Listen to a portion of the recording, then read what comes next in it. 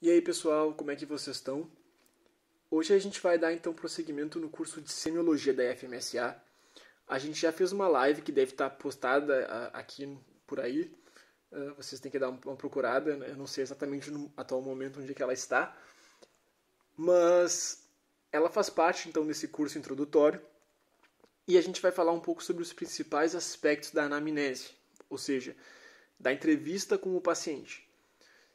Se você está entrando agora na SEMI e você quer dar uma acelerada nos estudos, então você veio ao lugar certo, meu caro amigo.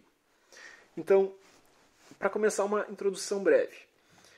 A anamnese ela se originou lá na Grécia Antiga e ela deriva do termo anamnesis, que é praticamente a mesma coisa que no português e que significa ato de trazer algo à memória. E é basicamente isso que a gente faz mesmo. Os médicos, eles têm o conhecimento de como funcionam as doenças e de como manejar elas. Mas quando o paciente chega em um consultório, toda a informação que a gente precisa para conseguir trabalhar está com o paciente. E a gente precisa extrair as informações dele. Então não está errado dizer que a anamnese ela é o pilar da medicina. Tudo se baseia a partir dela.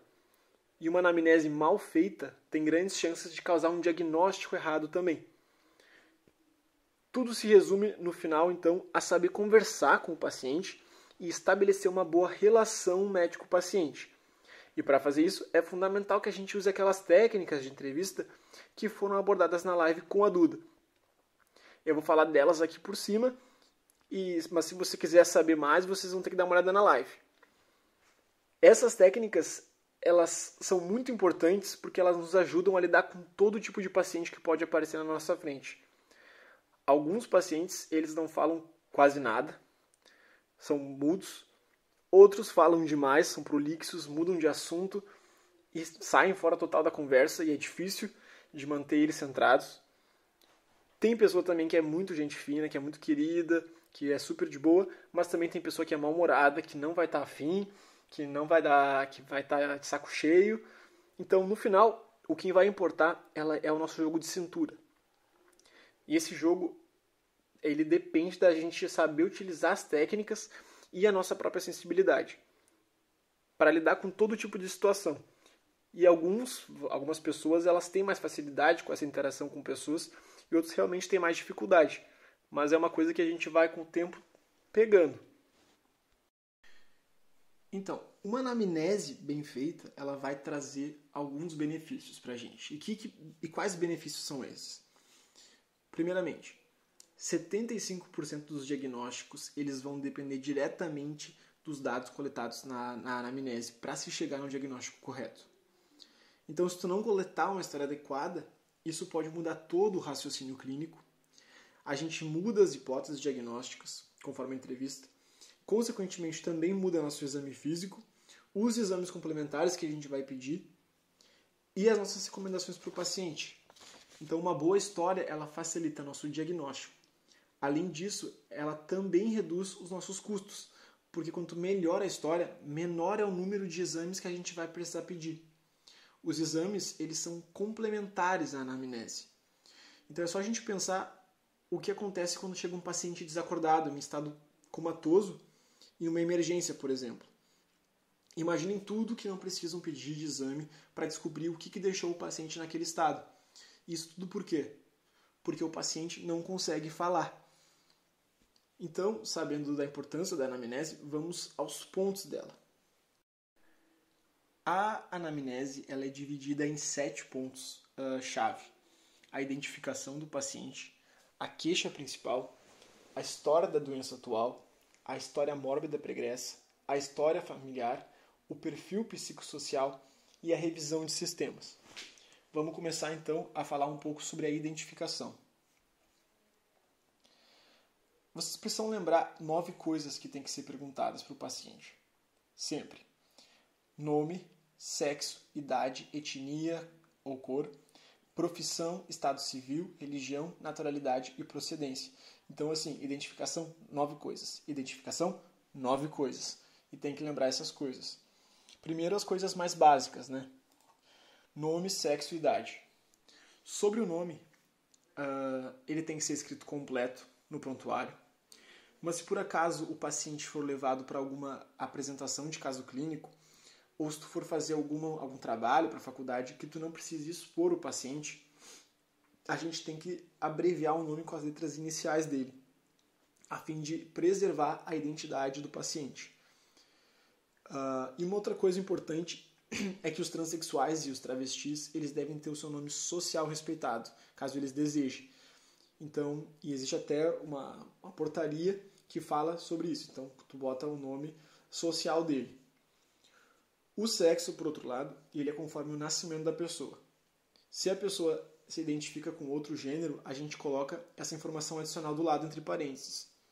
Só que é importante a gente manter o sexo da pessoa de nascença, porque algumas doenças elas são mais prevalentes em sexo masculino ou feminino.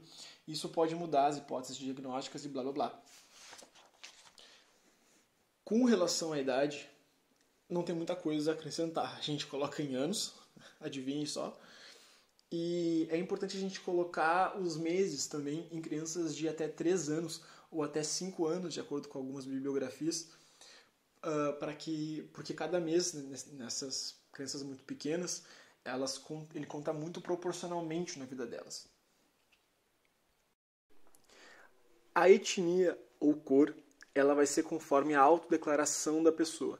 Então tu vai perguntar para ela com qual ela se identifica. E aí pode ser etnia ou cor, certo? Então, no primeiro caso, por exemplo, indígena, asiática, europeia, africana, ou no segundo, preto, branco, pardo, etc. Sobre a profissão, aqui a gente tem um ponto muito importante, porque alguns profissionais eles vão estar mais predispostos a algumas doenças.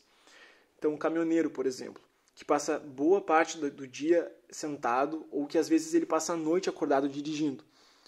Ele tem uma predisposição a eventos trombóticos, por exemplo, como a trombose venosa profunda. Porque o sangue venoso, para retornar ao coração, ele depende da movimentação da musculatura da perna. E o caminhoneiro parado ali muitas vezes não tem isso. Pilotos de avião também. Então, além disso, alguns problemas cognitivos, como déficit de memória, podem ser culpa também da privação de sono. Então é importante nesse quesito a gente sempre lembrar de detalhar bem caso o paciente seja vago, porque muitas vezes ele é. E eu lembro até hoje de uma experiência minha, que depois de eu entrevistar um paciente de sêmio, eu fui discutir o caso com o professor e ele me perguntou, tá, Arthur, qual é a profissão do paciente? E eu, ele é funcionário de fábrica. E aí o professor ficou, tá, mas o que ele faz na fábrica? E eu fiquei, não sei. Então, o paciente ele podia ser o gerente da fábrica, podia. Ele podia ser da linha de montagem da fábrica, que poderia, sei lá, predispor a uma artropatia por movimentos repetidos, ou ele também podia ser do setor de limpeza da fábrica e estar em contato com produtos químicos que podem gerar doenças pulmonares a longo prazo. Então, o que faltou nesse meu caso? Perguntar o que o paciente fazia na fábrica e talvez perguntar também o que a fábrica produzia, né? Vai que é uma fábrica, sei lá, de resinas e tal, que também pode gerar doenças pulmonares. E outro caso também é o do idoso aposentado. A gente tem que lembrar de perguntar o que ele fazia antes de se aposentar. Aquela pessoa nem sempre foi aposentada, né? Quer dizer, algumas sim, mas a maioria delas nem sempre foi aposentada. E por último, estado civil. Casado, solteiro, divorciado, união estável. Então, sem muitas delongas aqui. Outro ponto que a gente tem, também importante, é a religião da pessoa. Sempre tem que perguntar. Algumas religiões elas têm particularidades e, sei lá, não aceitam certos procedimentos. E o exemplo clássico que sempre dão é que é a Testemunha de Jeová, que não aceita transfusão sanguínea. Além disso, a religião ela diz muito sobre como o paciente lida com a sua doença e se percebe também que práticas religiosas elas podem estar associadas ao maior bem-estar e também maior aceitação em relação à terminalidade. E por último, a gente tem naturalidade e procedência, que são coisas diferentes. Naturalidade é onde o indivíduo nasceu por questões epidemiológicas. Então, exemplo, a pessoa não nasceu aqui, ela veio lá da Itália, e aí ela aparece com anemia. países mediterrâneos, eles têm uma prevalência de talassemia, que é uma causa hereditária de anemia. E a gente também tem que levar em consideração a procedência, de onde a pessoa veio, onde ela mora atualmente. Mas também, no caso aqui agora da epidemia atual de coronavírus, uma pessoa que era procedente da Itália era uma pessoa que tinha alto risco de estar com coronavírus, certo? Agora a gente muda então de tópico, a gente sai da identificação e vai para a queixa principal. O que é a queixa principal? Ele é o motivo da vinda do paciente aos olhos do próprio paciente. E nas palavras dele, nas próprias palavras dele. Logo aqui a gente não vai falar em termos médicos. Nós vamos colocar no prontuário dele, na ficha de anamnese dele, aquilo que o próprio paciente falou, entre aspas. Então assim, tonteira, rasgo no peito, a gente coloca entre aspas e escreve. E é relativamente tranquilo de extrair essas informações do paciente. Então, basicamente, a gente faz perguntas amplas como: o que trouxe o senhor aqui? Ou qual o motivo da consulta? E aí o paciente vai falar: tive cobreiro, que é um sinônimo para herpes zoster, ou, como eu falei, tonteira, bola que sobe e desce, rasga no peito. Eles vão te dizer isso. Então, o ponto da queixa principal é basicamente isso. Agora, entrando na HDA, que eu acho que é um dos pontos principais dessa aula, a HDA é a história da doença atual. E ela serve para destrinchar qual foi todo o percurso da queixa principal até o paciente chegar aqui, e também para a gente desenvolver melhor os outros sintomas que o paciente tem demonstrado. Além de tudo isso, é aqui que a gente vai organizar as ideias, que muitas vezes, quando vêm do paciente, elas estão bem desordenadas. E a gente precisa tornar elas compreensíveis para outros médicos, para enfermeiros, para colegas e etc. 4 pontos a gente precisa ter quando a gente for escrever HDA, que são os 4 Cs: clareza, completude, cronologia e cenário. A clareza a gente precisa ser claro no que a gente vai escrever para os nossos pares, para que nossos pares possam entender. O paciente muitas vezes ele não é tão claro e faz parte da nossa tarefa tentar desvendar o que ele está trazendo. A completude é basicamente descrever bem os sintomas e fazer todas as perguntas que sejam pertinentes ao paciente. A cronologia é a gente tentar colocar em ordem os fatos que o paciente está nos narrando, principalmente quando a gente perceber que a história ela ficou confusa. Então, para isso, a gente não pode ter medo de parar o paciente e perguntar para ele. Se, por exemplo, o paciente nos narra que teve uma tontura. Aí tá. E aí no meio da história do nada eles soltam: porque quando eu bati a cabeça... Só que ele não tinha dito que ele tinha batido a cabeça antes. Então a gente espera ele terminar de falar, escuta o que ele diz e quando ele acabar a gente pergunta: só um minuto.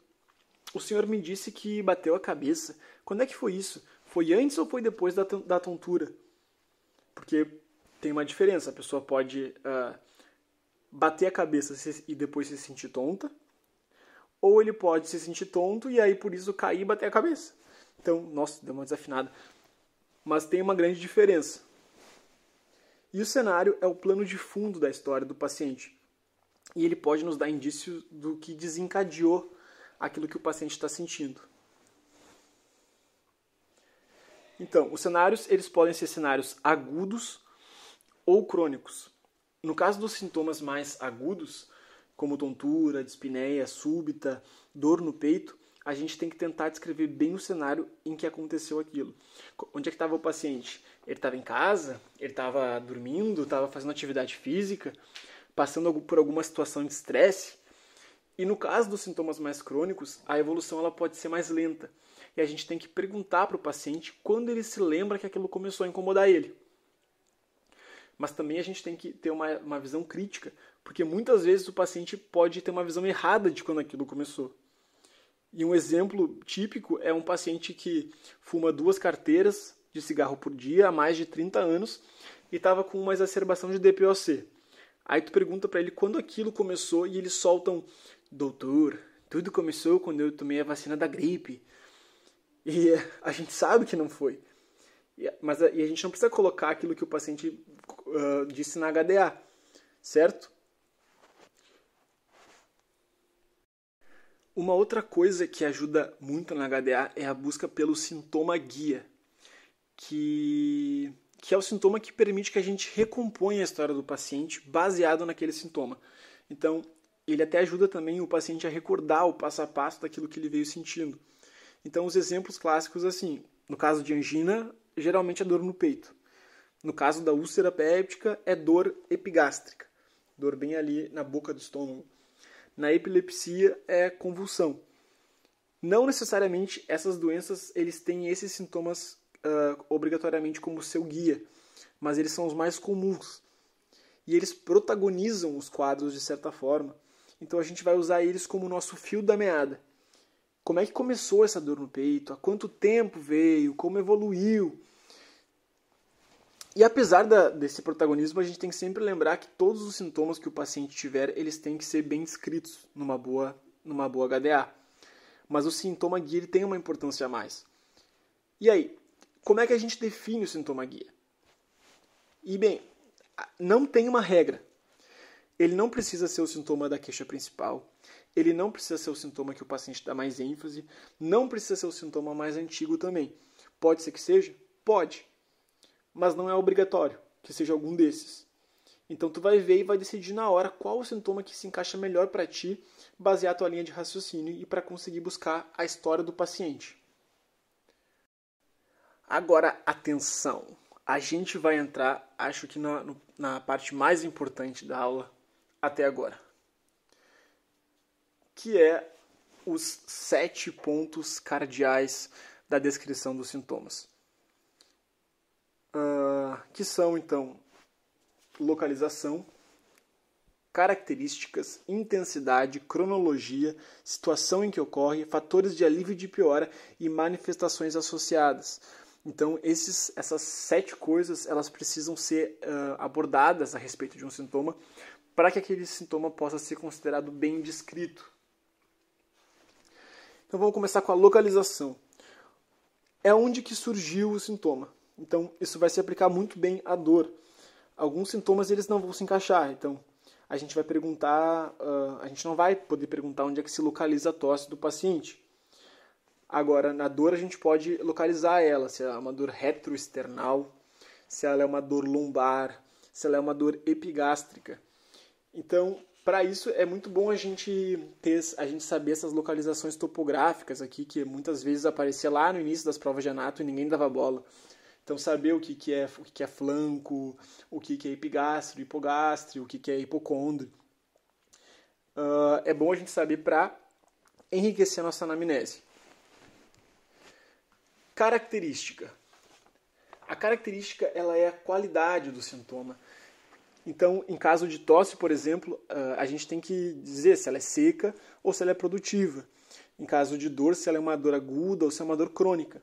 Se ela irradia para algum lugar. E aí a gente pergunta para o paciente se ela caminha para algum lugar. E também a gente pode perguntar, essa dor ela é em latejamento? Ela é em queimação? Ela é empontada? Ela é em cólica? Isso tudo enriquece a nossa descrição. Agora, se na característica a gente estava preocupado com a qualidade do sintoma, aqui a gente está preocupado com a intensidade.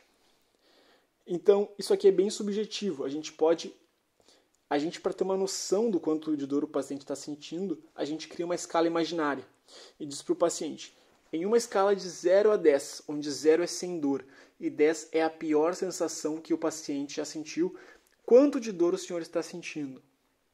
Isso que a gente pergunta para ele. E aí ele vai nos dizer, a gente vai anotar. Nem sempre condiz muito com a realidade, mas alguns pacientes eles têm um limiar para dor menor, outros têm um limiar maior, então varia bastante. Na cronologia, a gente vai se preocupar com o início, a frequência e a duração do sintoma. Então, desde quando ele começou a sentir isso? Em que época começou? Em que dia começou? Com qual frequência que esse sintoma ele aparece? Quantas vezes na semana que o paciente sente aquilo? E também quando ocorre, quanto tempo dura? Se ele dura daí por horas, dura por minutos? Isso são coisas importantes. A situação em que ocorre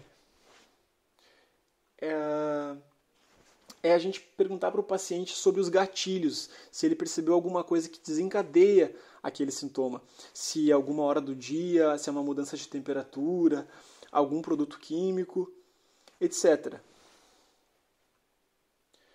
Os fatores de alívio e de piora, eles são coisas que os pacientes fazem que pioram o sintoma ou que melhoram, como bem já diz o nome.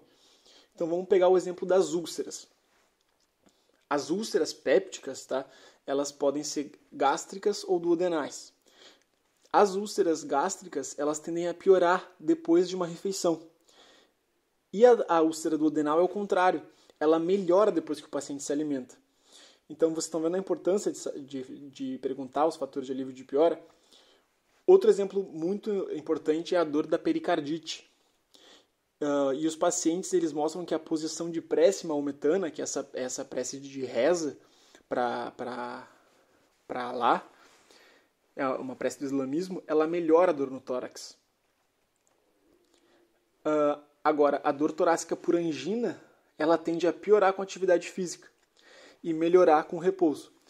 E a dispneia, a falta de ar, da insuficiência cardíaca, ela tende a piorar quando o paciente deita e melhorar quando ele está em posição ortostática, quando ele está de pé. Por isso que muitas vezes os pacientes que têm insuficiência cardíaca, eles gostam de dormir com vários travesseiros. Além disso, a gente também tem que perguntar das manifestações associadas. Se tem alguma coisa que aconteceu junto ou próximo do sintoma que o paciente sentiu.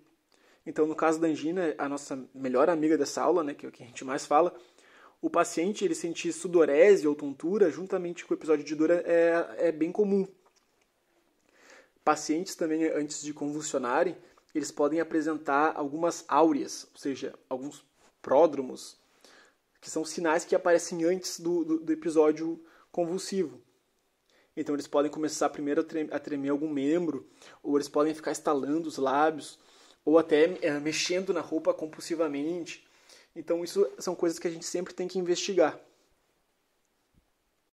Então esses pessoais, eles foram os 7 pontos cardeais dos sintomas, que eu acho que a parte que é mais interessante e a parte que mais vocês vão evoluir se vocês aprenderem. E a gente deve fazer isso com cada sintoma que o paciente tiver para deixar ele bem especificado, não só com o sintoma guia. A gente tem aqui mais umas dicas importantes relacionadas a HDA. Um ponto importante é a gente avaliar a evolução dos sintomas, se eles pioraram ou se eles melhoraram com o tempo. E perguntar como é que o paciente também está se sentindo na hora da entrevista. A HDA, ela tem outros pontos importantes que vão enriquecer mais ela. A gente tem que investigar sempre fatores de risco para as doenças que a gente está suspeitando. Então, tópicos que fundamentalmente não sejam da HDA podem ser trazidos para a HDA, caso seja pertinente. Então, por exemplo, o tabagismo, tá, é uma coisa que a gente geralmente coloca lá no perfil psicossocial, que vai ser abordado na parte 2 dessa aula. Mas se o paciente ele tiver algum sintoma pulmonar ou alguma doença cardíaca ou arterial, a gente tem que trazer esse dado para a HDA, porque ele é relevante para a HDA. A revisão de sistemas, que a gente também vai falar mais tarde, ela também pode ser trazida para cá. A revisão ela é basicamente várias perguntinhas bem diretas e sistemáticas que a gente vai fazer para dar uma passada em todos os sistemas do corpo do paciente. Mas a gente pode adiantar o sistema que está em foco na hora, na entrevista, para a HDA. Outro dado importante da HDA é a gente tentar determinar o quanto aquela doença está afetando a vida do indivíduo. Ou seja, afetando a sua funcionalidade. Então a gente pergunta para ele se ele consegue realizar as tarefas domésticas, se ele consegue tomar banho, cozinhar, escovar os dentes, etc. E por último, é sempre bom a gente fazer uma revisão sobre os medicamentos que o paciente está usando. Lá embaixo da história, a gente pode colocar uma espécie de adendo com todos os remédios que o paciente está em uso. Isso é importante, porque os remédios possuem muitos efeitos colaterais e, às vezes, os próprios sintomas eles podem ser, na realidade, efeitos colaterais do remédio. Os inibidores da ECA, como o captopril e enalapril, eles são uma grande causa de tosse crônica.